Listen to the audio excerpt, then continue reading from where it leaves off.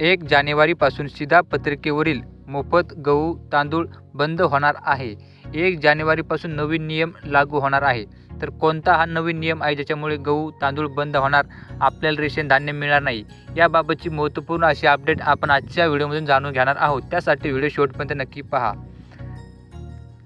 तर नवीन वर्षासाठी फक्त 6 दिवस उरले आहेत. अशा परिस्थितीत सर्वजण नवीन वर्षाची म्हणजेच 2025ची वाट पाहत आहेत. पण हे नवीन वर्ष काही लोकांना धक्काही देईल, कारण सरकारने फसवणूक करणाऱ्यांवर कारवाई केली आहे. आता अशा सुविधा कायमस्वरूपी बंद करण्याचा निर्णय घेतला आहे. तुम्हाला सांगून द्या की देशातील सुमारे 80 कोटी लोक मोफत रेशनचा लाभ घेत आहेत. पण त्यामध्ये असेही करोडो लोक आहेत ज्यांचा प्रत्यक्षात याचा हक्क नाही. ज्यांना मोफत रेशनची गरज आहे, अशा लोकांना या योजनेतून लाभापासून वंचित ठेवले जात आहे. त्यामुळे सरकार ई-केवायसी आणि इतर माध्यमातून बनावट शिधापत्रिकांची ओळख पटवत आहे. 1 जानेवारी 2025 रोजी करोडो शिधापत्रिका कचऱ्यात टाकल्या जातील. अलीकडे सरकारने गहू, हरभरा आणि साखरेसह 10 स्वयंपाकघरातील वस्तू मोफत देण्याची घोषणा केली होती. मात्र बनावट शिधापत्रिकांची संख्या वाढत आहे.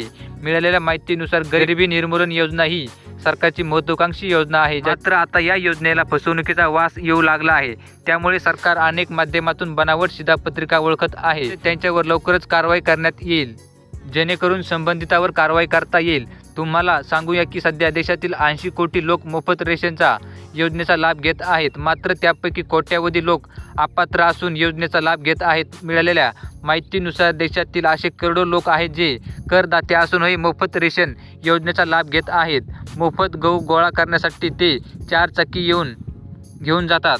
तसेच शिधापत्रिकांची ओळख पटविण्याचे काम सुरू आहे, जेणेकरून योजनेतून होणारी फसवणूक दूर होऊ शकेल आणि अशा काही लोकांना योजनेचा लाभ मिळू शकेल, ज्याच्यासाठी ही योजना प्रत्यक्षात चालवली गेली आहे. सरकारने आता सर्व शिधापत्रिकांना ई-केवायसी करण्याच्या सूचना जारी केल्या आहेत. यासाठी 30 जून ही तारीख निश्चित करण्यात आली होती. मात्र आता ही तारीख 30 सप्टेंबरपर्यंत वाढवण्यात आली आहे. 30 सप्टेंबरपर्यंत शिधापत्रिकांची ई-केवायसी झाले नाही तर अशी कार्डही रद्द करण्याची तयारी सरकारने सुरू केली आहे. त्यामुळे सर्व लाभार्थ्यांनी शिधापत्रिकेची ई-केवायसी वेळेत करणे गरजेचे आहे. अन्यथा तुम्हीही या योजनेपासून वंचित राहू शकता.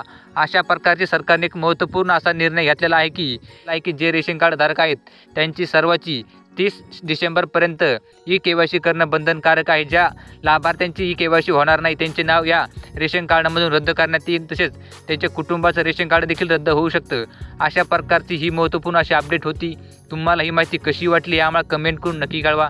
तसेच ही माहिती इतर रेशन कार्ड धारकांपर्यंत शेअर करायला विसरू नका. तसेच या योजनेसंदर्भाच्या आणि सरकारी योजनेसंदर्भाच्या महत्त्वपूर्ण अपडेट, सरकारी योजनेची माहिती जेवढी जाणून घेण्यासाठी आपलं यूट्यूब चॅनल सबस्क्राईब करायला विसरायचं नाही.